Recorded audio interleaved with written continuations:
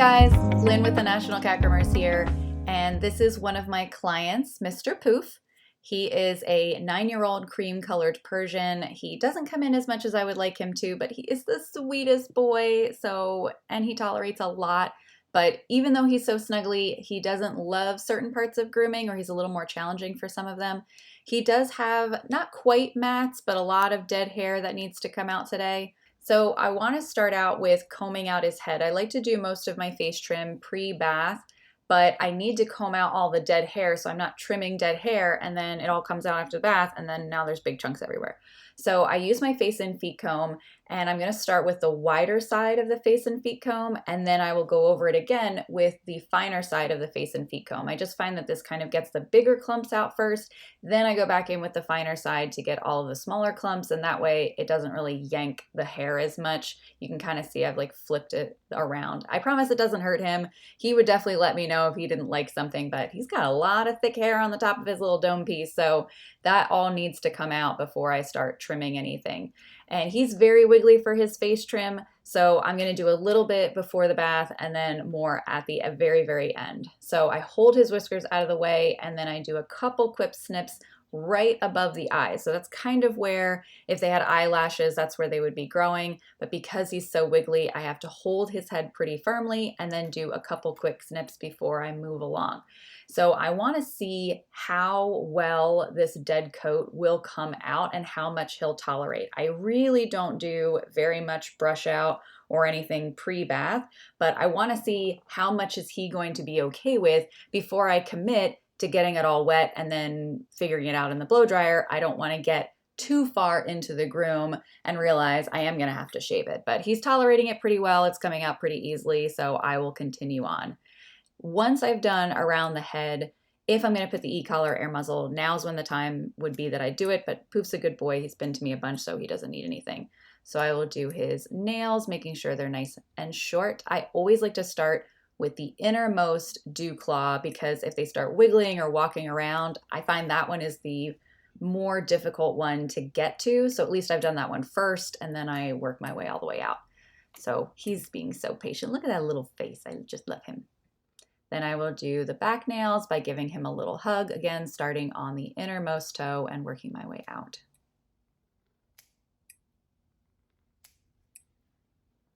To do the opposite underside, I like to kind of reach underneath and hug them. This way the legs are all in very comfortable positions for them. I'm not pulling it out to the side or back like you would with a dog. I find a lot of cats don't really like that. It also, with the hug, allows me to have a bit more control in case they start walking around. You can kind of see he's growing in from that little Bolero. Mom really, really liked it, so we're going to do a comb cut version of it instead of shaving it. You can already see how wiggly he is just for the Sanitary, so if I can avoid shaving a lot more, then I will. But I do want to do a Sanitary to keep him nice and tidy. I'm tipping my bravura back and forth so that I do not have the blade directly go over the genitals, because the skin is very thin and delicate and I don't want to nick anything. So I tilt it to get the hair on either side instead of putting full pressure right on the sensitive skin area. Then, because of how wiggly he is, I move him to my lap where I can do in between his rear legs.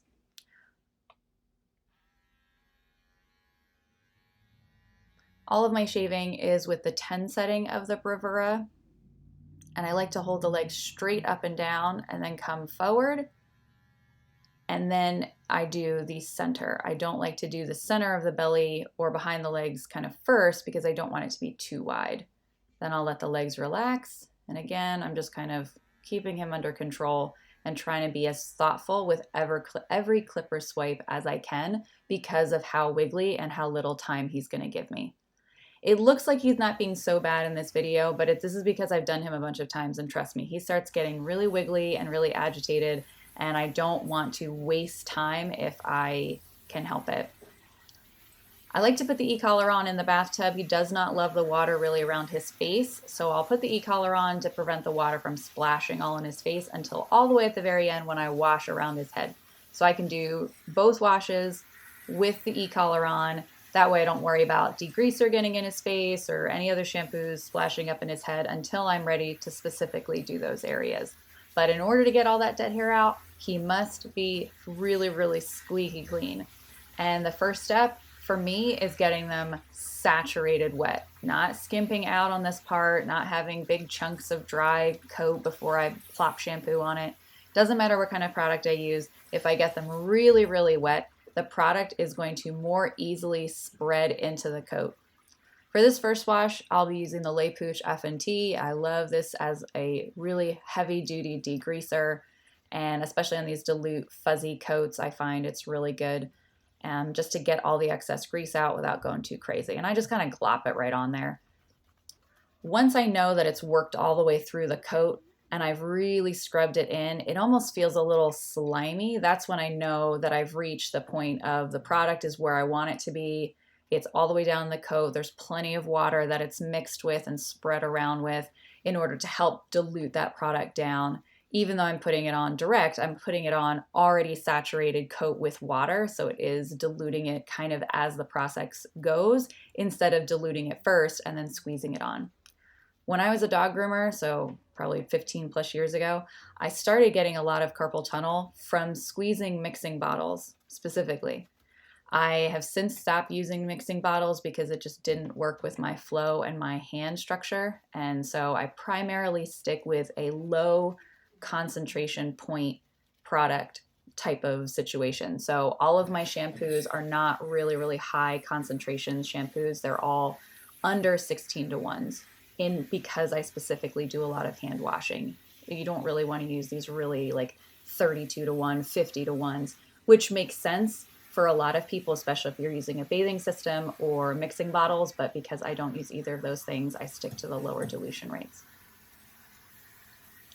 Once I've gotten him fully scrubbed up with the degreaser, I want to make sure it's rinsed thoroughly. I like each of my products to have a chance to do what that product is meant to do. So I like to rinse thoroughly in between each one.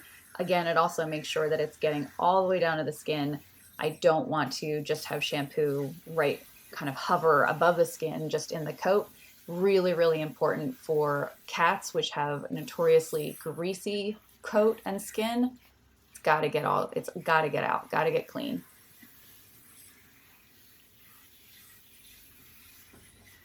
And he's being such a good boy. He's being very patient. He didn't start off like this. When he first started coming to me, his owner had just gotten him, I think, from a previous hoarding situation. He was in really, really rough shape. I've shaved him down several times while his owner learns how to properly take care of his coat. He has a very high maintenance coat, with it being a cream color, with it being just super, super thick and fuzzy, a lot of dead hair, and it will mat very, very easily. Very hard to maintain without a good bath and blow dry schedule. And unfortunately, sometimes the owners just kind of have to learn the hard way by having their cat shaved down, having to pay higher matting fees. Sometimes that's just the way they have to learn. But his mom we're getting there. We're close.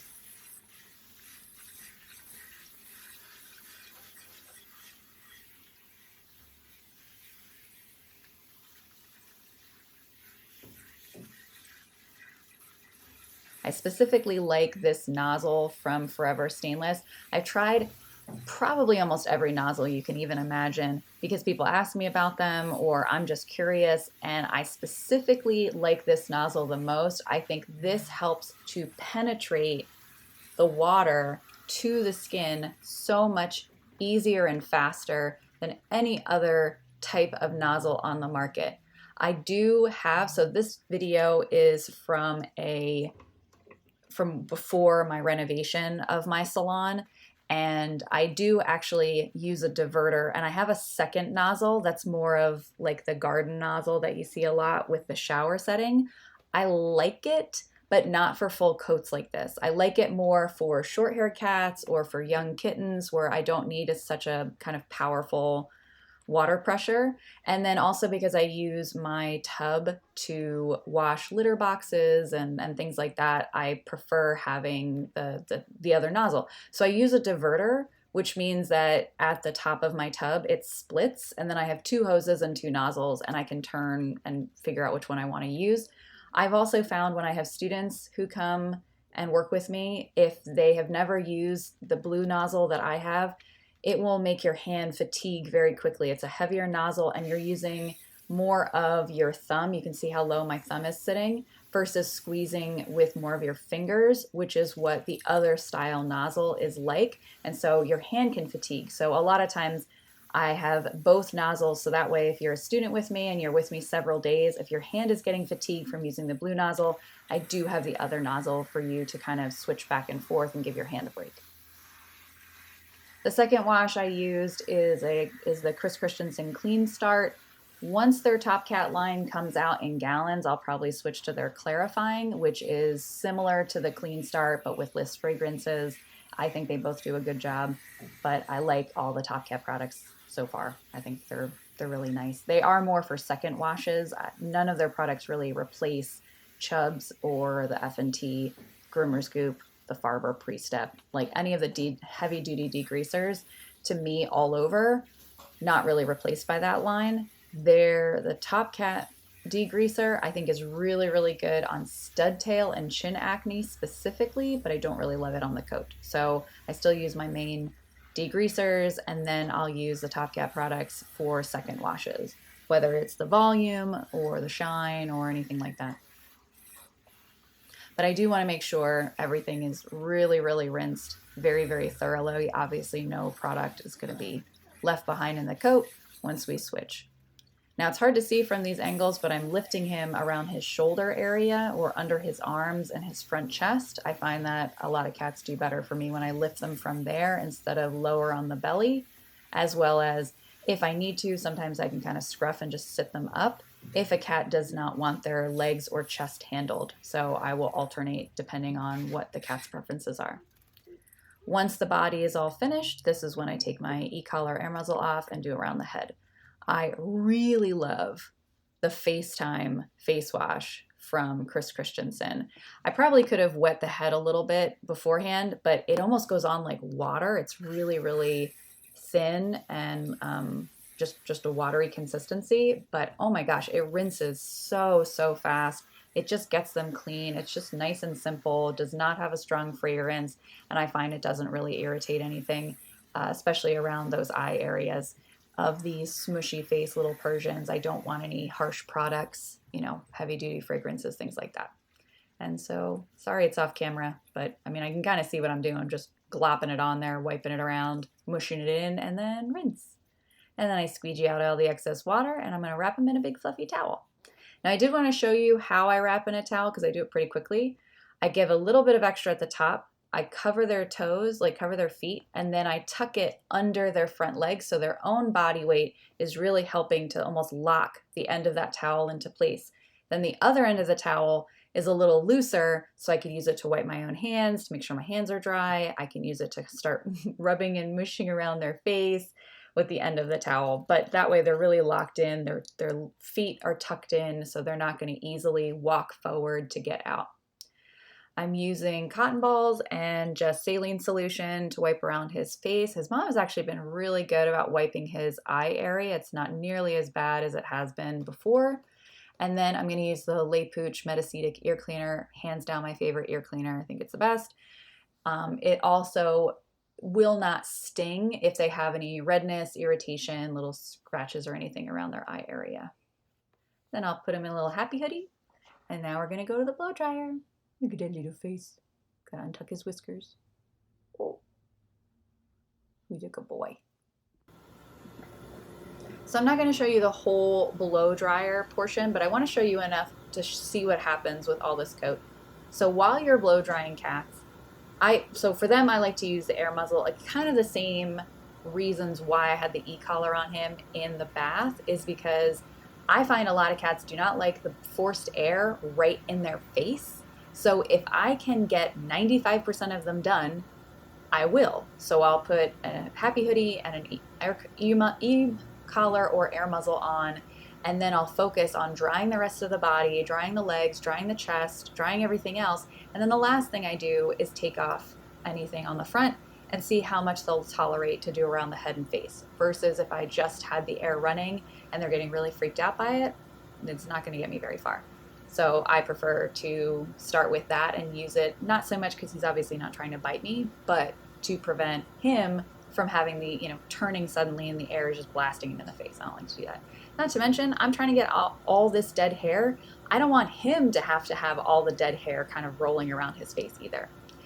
So I feel that there are 3 stages of blow drying, especially these thick coats. So the first stage is going to be just blasting all the hair out, all the excess water. And so we're going from sopping wet to basically damp is kind of the first stage. So that's what I'm doing here is we're moving from the first stage to the second stage, getting out the bulk of the water.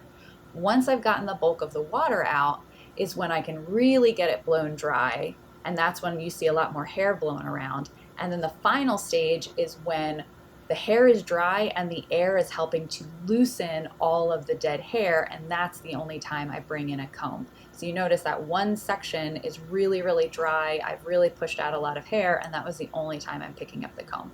I'm not picking it up while the hair is wet in that area or damp or anything. It must be blown dry, and I've gotten out as much coat as possible with just the blow dryer, then I will pick up the comb. I also have to be really, really careful to not kind of move into areas that are still damp when I have the comb. So for my students, I usually recommend just get the whole cat, just totally dry, then pick up the comb. But obviously for me, I kind of know to watch out for that. So that's the way that I do it.